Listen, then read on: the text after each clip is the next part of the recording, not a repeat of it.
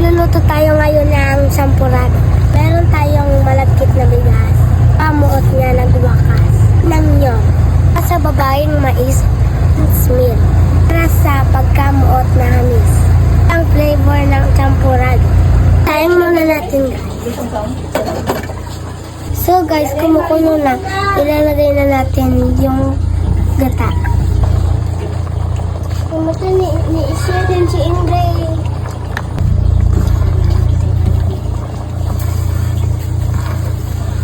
Ilagay na natin ang condensed milk.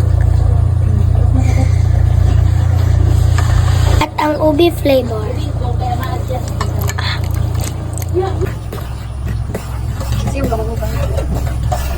Para mag-inim na ito. Dali na! Kita mo na kita. Wala. Guys, kunin mo na. Wala ka tara.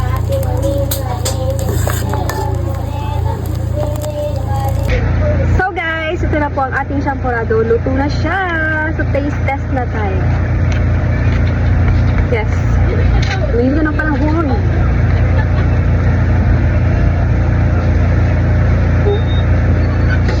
Perfect. Ube and milk. Alay ko!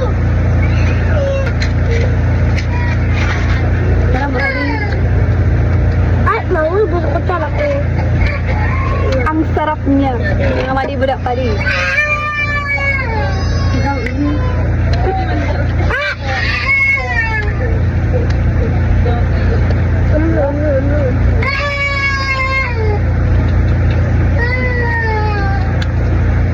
Ang sarap sa mga malibudak pa rin. Pero ano?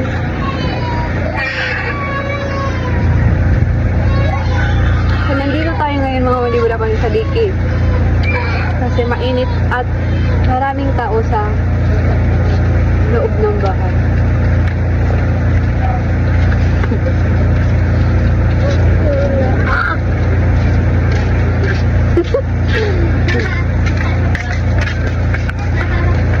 Kaya inalo ko sa birthday ko kaya nagdalang ang violet. Kaya mo na din pag nilatas, mas masarap siya mga malibuda pa din kapag may gatas. Mas creamy at ube. Langit ng gari. So, sarap mo na din.